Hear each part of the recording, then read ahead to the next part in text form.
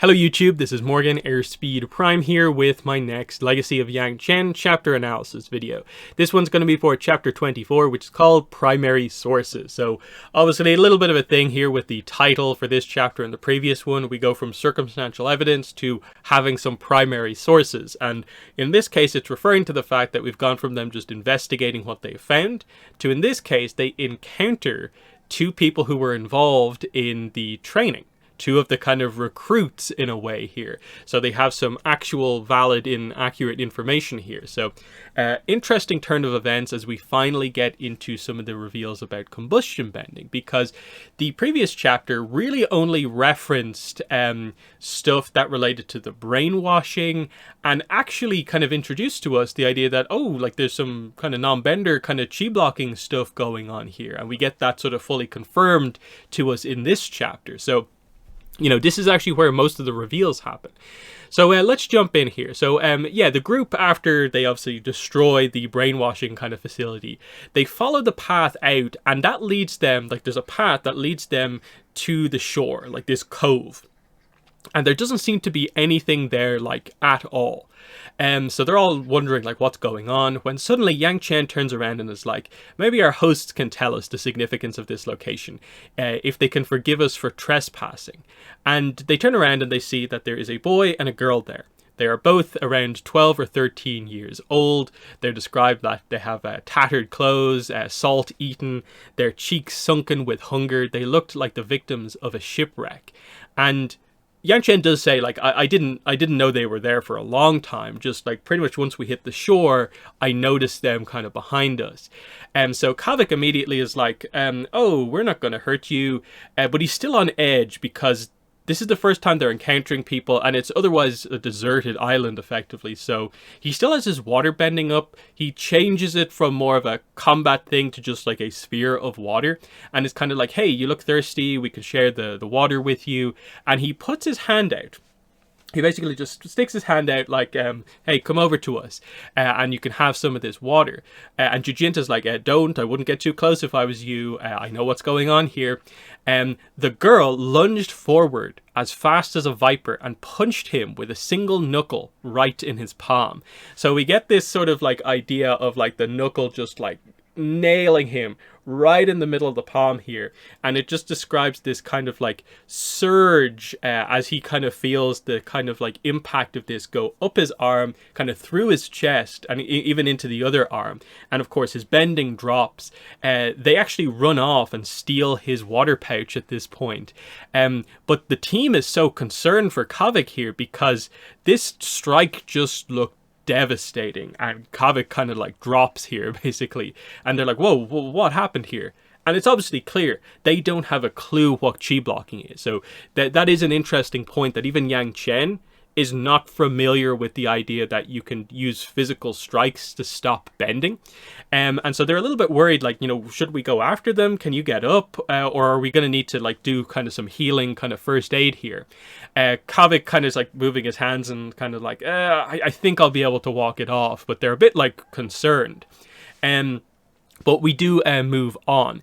So they describe that, that kid, like that strike was this wild new method of combat that they've never seen before, but they don't seem to have training in terms of like evasiveness and stuff like that. So they can pretty easily follow their tracks. They're going to find the kids, no problem.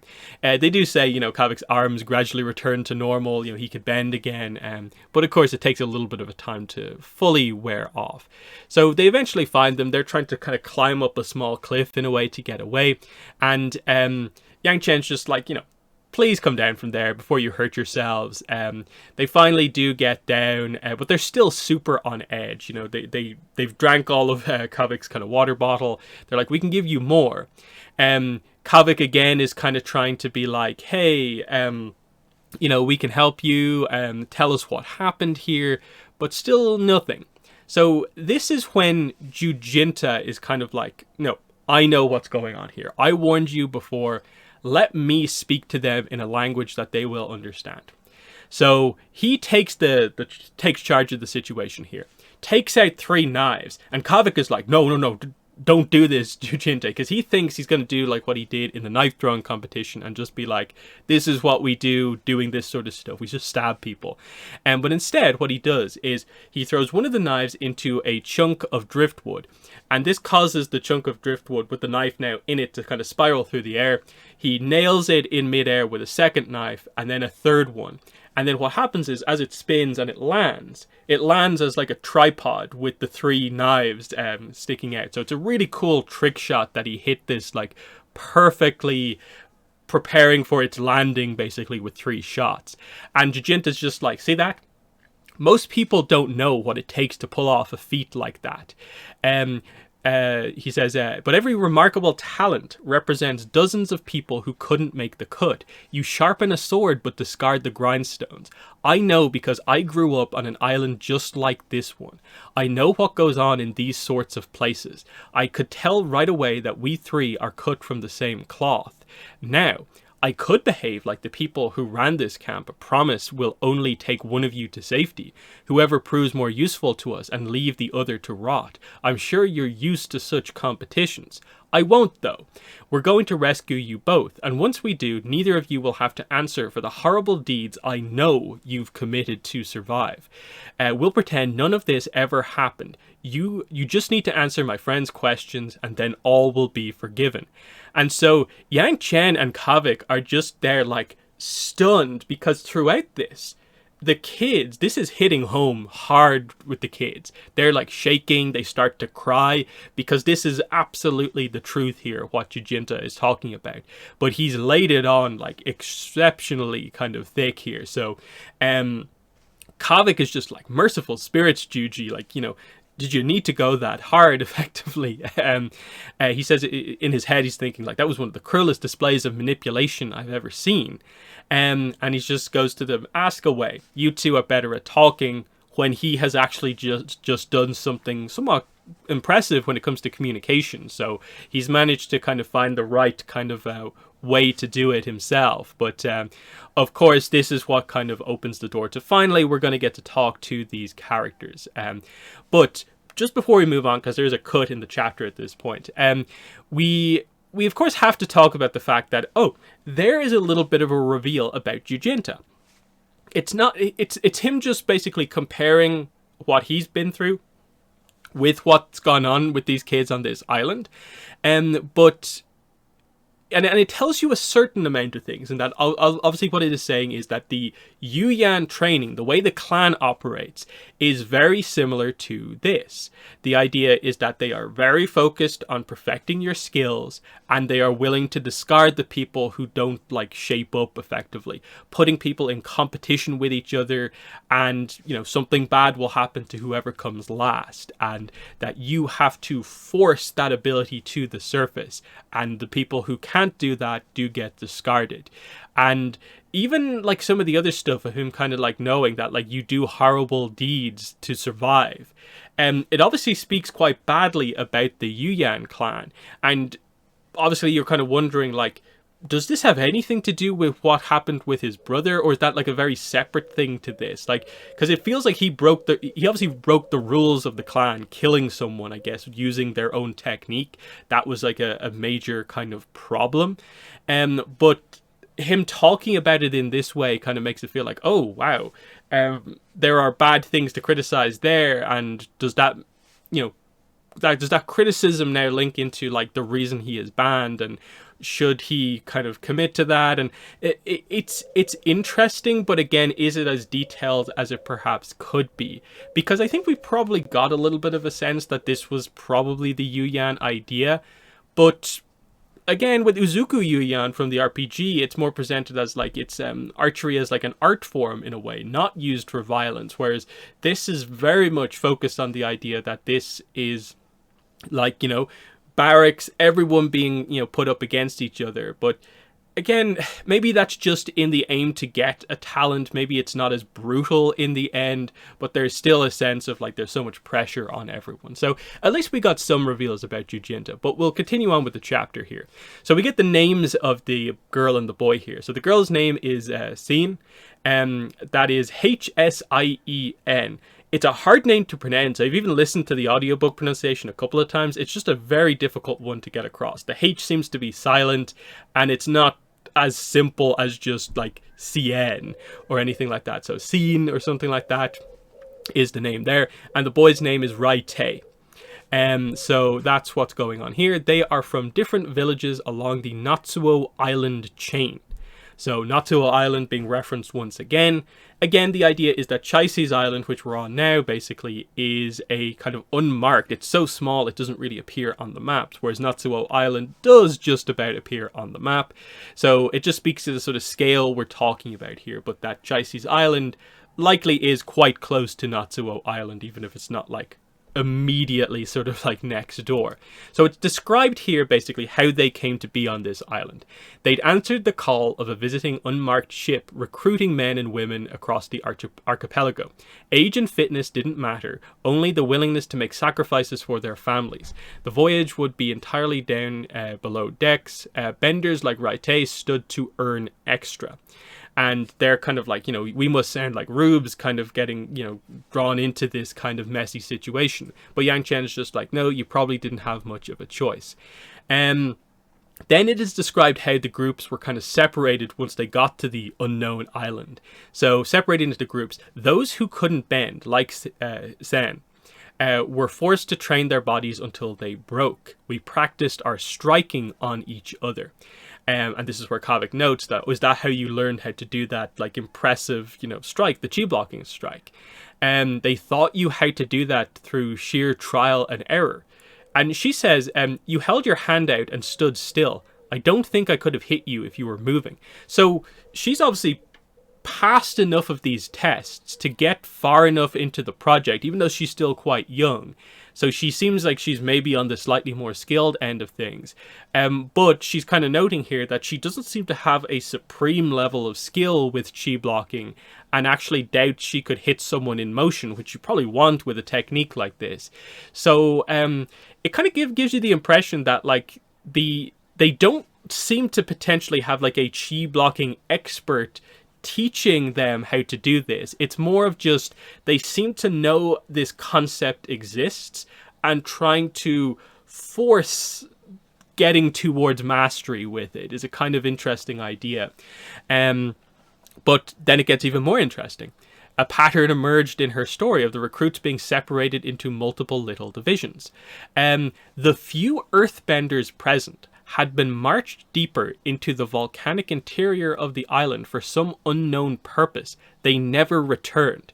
So again, we are on a fire island here, but again, the whole idea of Natsuo Island in particular, and the similar islands like Chaise's in the area here, are that they're kind of half and half. Half Earth Kingdom, half Fire Nation. No one knows which nation to claim like their allegiance to effectively, where they're truly from. It's just you are mixed effectively if you are from Natsuo Island. So there's going to be a mix of non-benders in here, firebenders and earthbenders, but that doesn't seem to be our focus here, so it sort of makes sense. It's more of a fire island overall, probably, than an Earth Kingdom off the coast island, so there's not as many earthbenders. But it seems like there was a plan for them here. This is the only real mention of earthbenders in this whole thing. And then being marched into the volcanic interior of the island for an unknown purpose. Now, given what they're doing with the other groups, what we'll find out, we know what's happening with the firebenders. They're trying to force combustion bending out. With the non-benders, they're trying to make them into skilled chi blockers. Well, what are they trying to do with the earthbenders? I think it's clear from the volcanic mention there. They're trying to create lava benders, which I think would definitely make sense, that whatever logic they used to figure out what way they wanted to train people, I think it would make sense that they are somewhat familiar with like a skill like perhaps lava bending, and they seem to, their core thing here seems to be that they know through sort of like putting a lot of pressure on people, putting them in life and death situations, that you can force potentially these special abilities out of people. And so yeah, like, remember how Bolin unlocked his lava bending? He was about to be killed by lava, and it was basically a choice of stand your ground and bend the lava, or die. And he did it. And so he had to be put into a life-death situation to finally get his lava bending. And I think the idea probably is that's what's happened here. That they only had a few earthbenders. None of them obviously maybe had the talent for lava bending, but they had them interact with lava or something like that, or try and do earthbending near areas of volcanic activity. And it didn't go well for whatever reason, because there's a thing throughout this whole thing where like if you failed, like it seemed like you were kind of eliminated, but they maybe aren't as clear as they perhaps need to be. But there is another group. The lava bending potentially is interesting, but then we get a randomly selected group was assigned to practice herbalism on the leeward side of the island, where strange flowers and bushes grew. They never returned. My assumption here is that obviously this is an attempt to kind of create an army of very, very skilled people. Chi blockers, potentially lava benders, combustion benders, and then with people who maybe because they didn't require like fitness or age to be a thing, so I guess they tried to find people who were maybe intelligent enough when it came to figuring out what herbs to put together, and they were going to use them for some sort of a reason. My guess is probably some sort of a kind of like poison based like assassin kind of type thing is going on here, knowing how to make the most ideal poisons. And if they are forcing them to go against each other, you probably assume that they each had them make poisons and try them out on each other, and so probably a lot of people died trying to figure out kind of some of these kind of concoctions.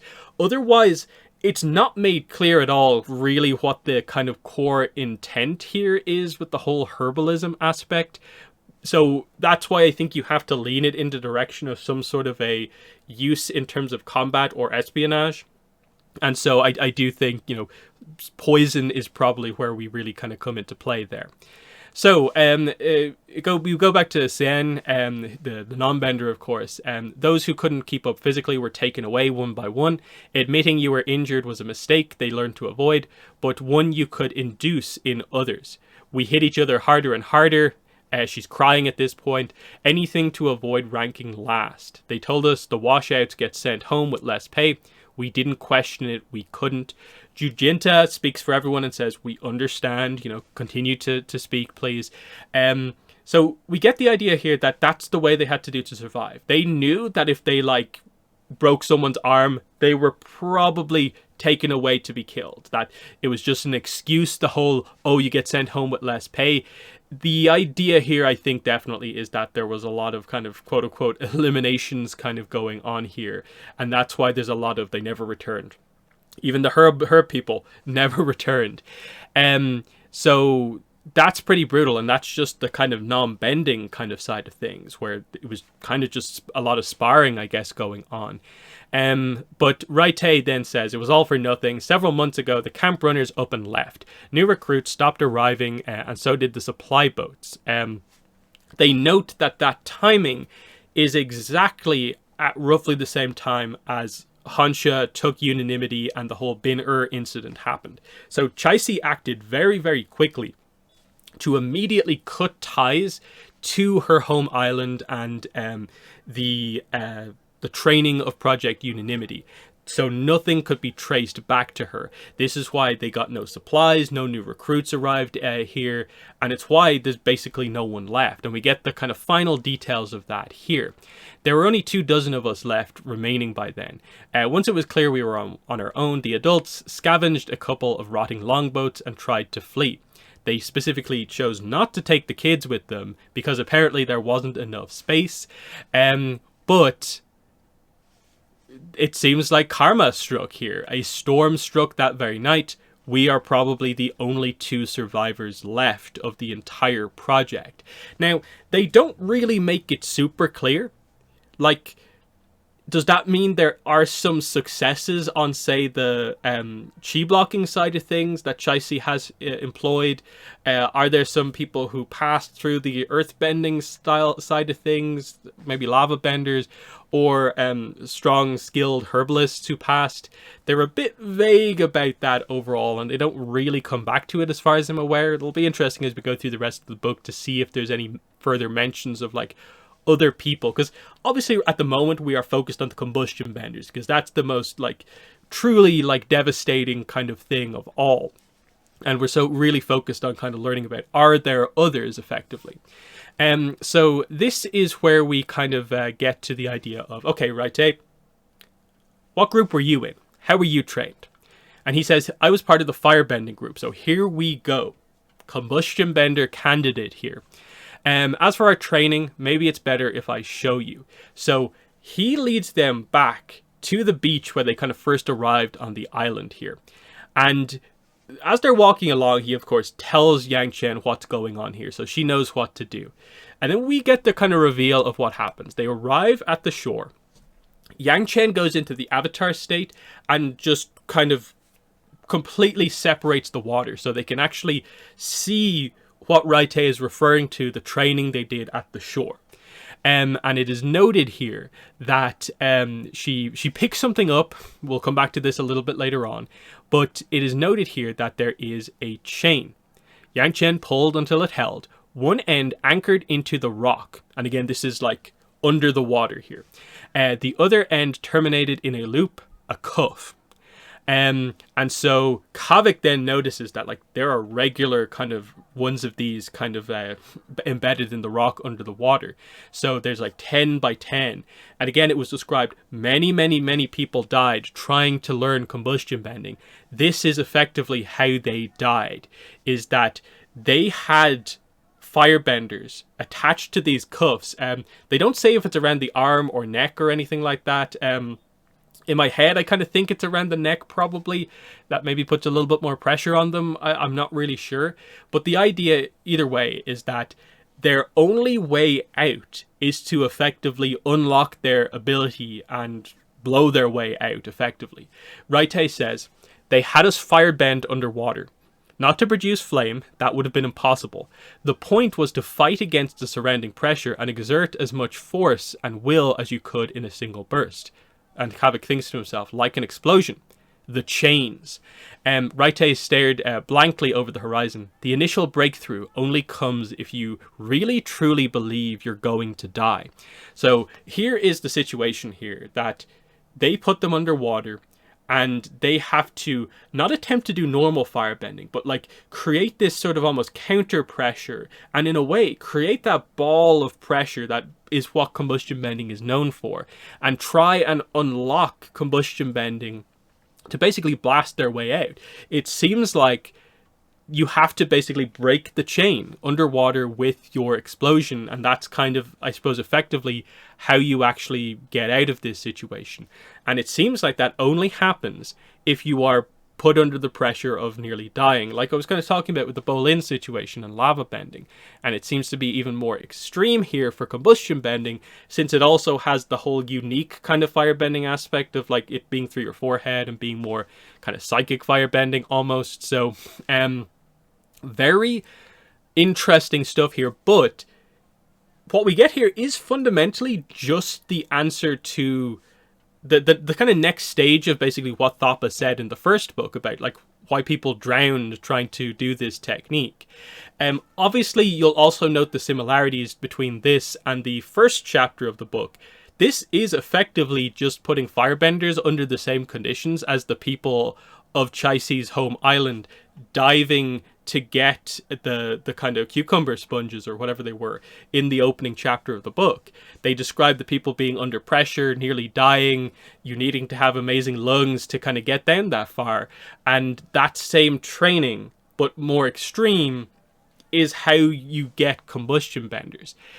With some sort of a general training here of try and counter the pressure, exert your force and will in a single burst. And that's how you'll unlock it. Now, this is where we get the rest of the details. So, Raite says he doesn't know anymore. This was the first step, but there's more to it. I never got that far. Who did? How many? This is the most important thing that we sort of learn in this chapter. Only 3 of the surviving recruits were chosen to keep going. I guess you had to have big lungs or something. They were all huge. Kavik describes Thapa, Zhao Yun, and Ying Su, and Raite is like, yes, those were the 3. And no one else. No one else got further in the the project, and that is the whole idea here. So we learn, I suppose, a little bit more, but it's very vague. I think that's the thing that like a lot of people assumed, that obviously the size of these characters meant that, of course, they had bigger lungs, which allowed them to do the early stages of the training all the better. So I guess this does become a factor. But of course, they don't really say here what the second stage is that maybe requires you to have a much greater lung capacity. Because it seems like the idea here is that Raite passed the first stage. He did the whole thing with the change, which is why he's still alive. But he hasn't been called or whatever to do the second stage, I guess because he's not like large enough effectively. So interesting stuff, but it is an interesting detail that they almost forget and don't really bring up the idea that, like, in this chapter at least, that Raite is a potential combustion bender here. They obviously don't fear him too much because he is a kid, and because he literally has told them he wasn't selected for future stages. But they don't understand the technique enough to know, like, what does that exactly mean? And they didn't really go into the details, of course. So this is a huge reveal, though, for Yangchen, because what it means is Thapa is the only, like, trained combustion bender. There's no secret agents out there, secret combustion benders that Chai-Si has that no one knows about. It's only Thapa. And because of that, they actually have a chance to win. Because there's no, secret counter to everything, one combustion bender they can deal with. They just have one person to find. That's very, very good. So they decide, let's get off this spirit's forsaken rock. They go to leave. They take Xian and Raite with them, of course. But there's one final detail here. Yangchen tosses Kavik the thing she picked up from the seabed. He turns it over. He thinks it's just a rock, but then he sees the lips of a black shell clamped shut. A night abalone.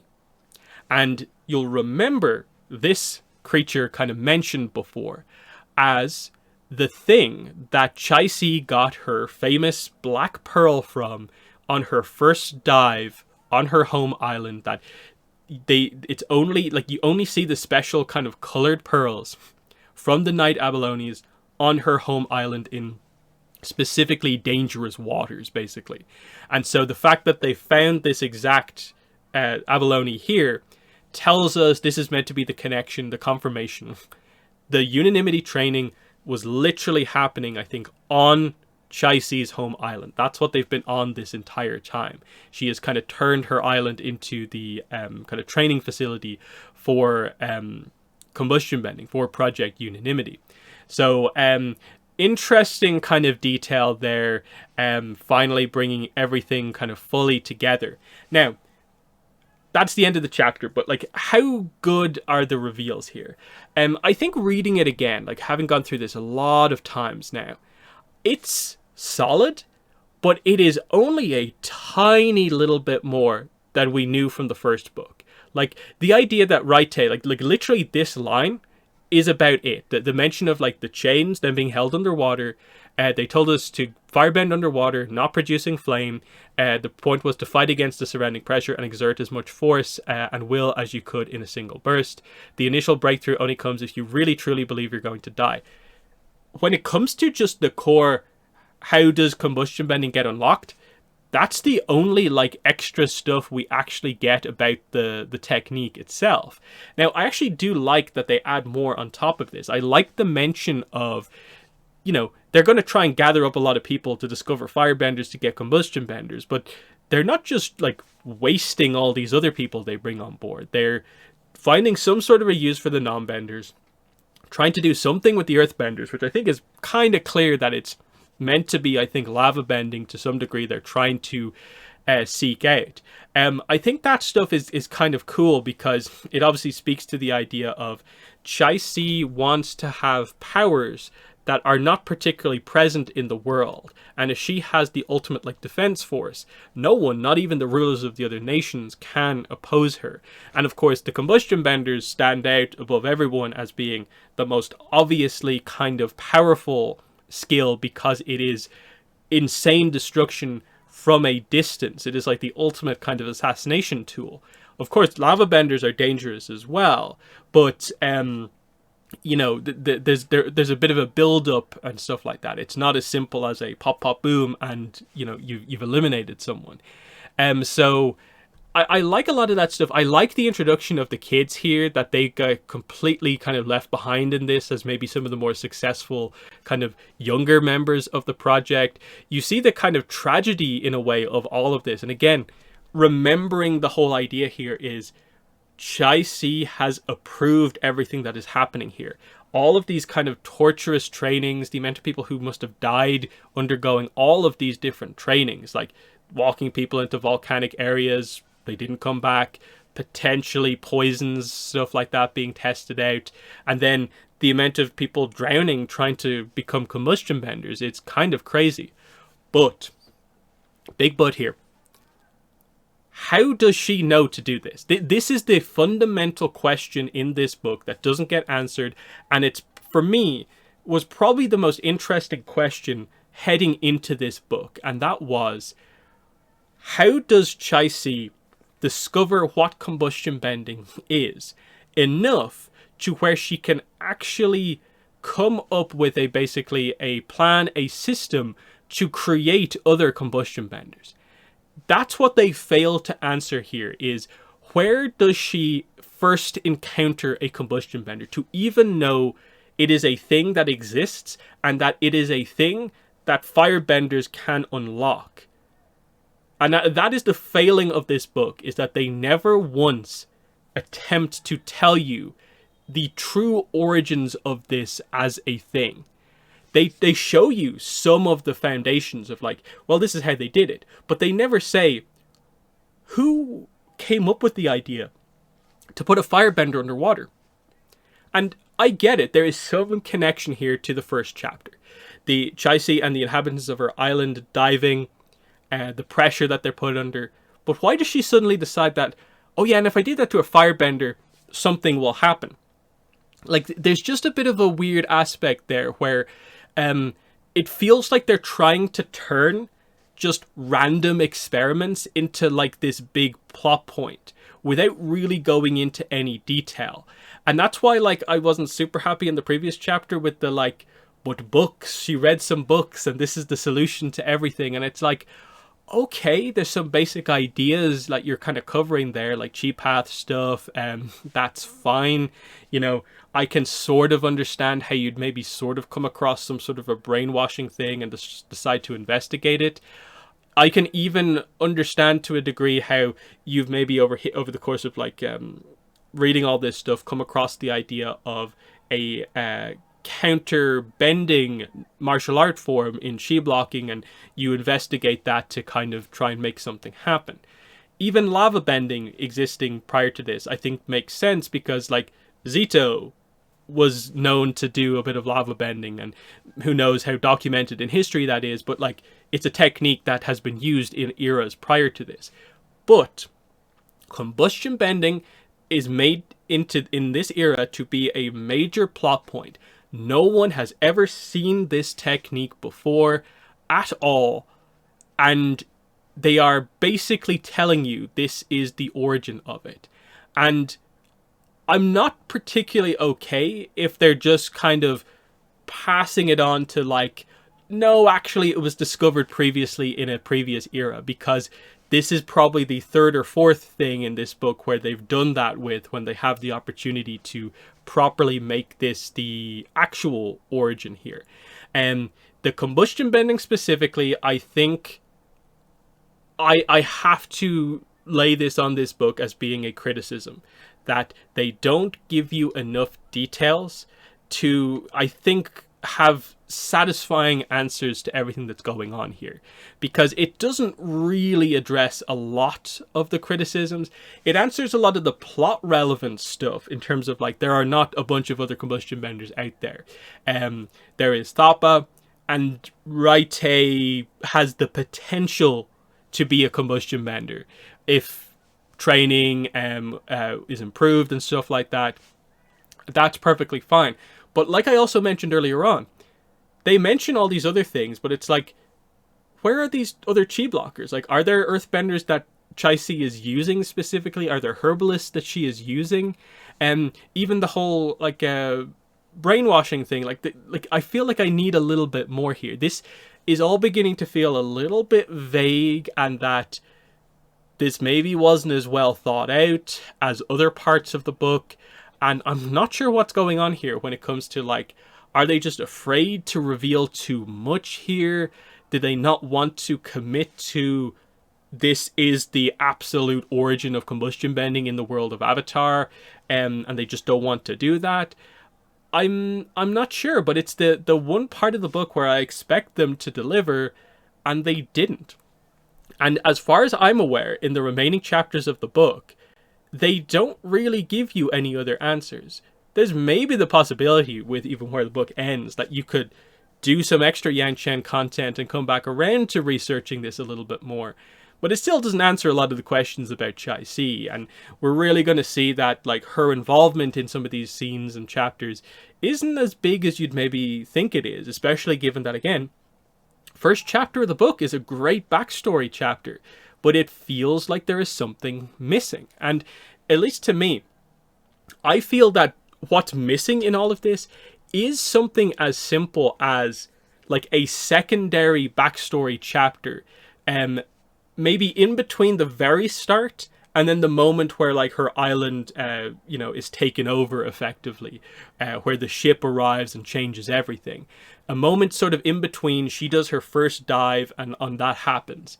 And just her involved in the diving, and then one day, someone, like, explodes. That there's an explosion underwater, someone else kind of comes up, and this is the thing here, they don't even have to survive. Maybe they die underwater, but there's just a big question of, like, what on earth caused that? There's some maybe discussion afterwards, there's a reveal that happens that, like, he was actually a firebender, but, like, no one except Chai-Si perhaps connects the dots that this is some crazy firebending technique he must have done underwater when he was struggling, because she understands what it is to struggle life and death under the water when you're diving. And she's just always locked this away in her head that some weird explosion thing happened with a firebender underwater while diving. And then maybe that connects into something she learns later on in her life about, they seem to make a big point about the whole, a bender can break through barriers and unlock a special technique if they're in a life-death situation. Maybe she finds this out with some other, like, ability or something like that. Like, it would have been kind of interesting if we got that. Like, maybe she encountered someone who was a lava bender, and she learned about that and kind of connected the dots here. But the problem is, they don't even attempt to give you an explanation for that. And to me, it feels like a plot hole in the book that I can forgive the lack of brainwashing or chi blocking full explanation, but I don't think combustion bending gets that pass, because it's literally Project Unanimity, the project to create combustion benders. We know it had the different code names that were super specific to combustion bending, so the extra stuff is very much just extra. How did this come about? Because it's clear it came from Chai-Si and a little bit from Dushim, but I get the impression it is Chai-Si's project at the core, and it was just that Dushim happened to be one of the other Zongdus who she got on quite well with at the time, and then when it switched over to Honshu, that's how he came to kind of know about it to a certain degree.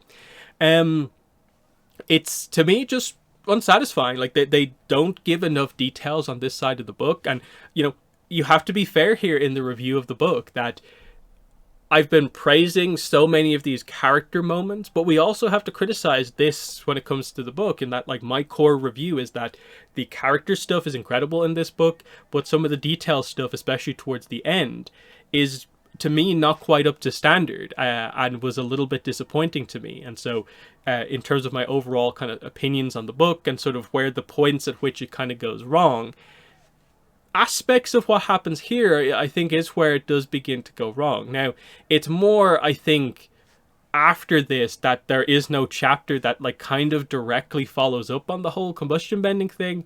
But we'll be on the lookout for anything that we can as we go kind of forward in the chapters. But they're my thoughts on this quite important chapter in the book. So let me know what your thoughts are on this one and what your thoughts are on the reveals that we do or don't get.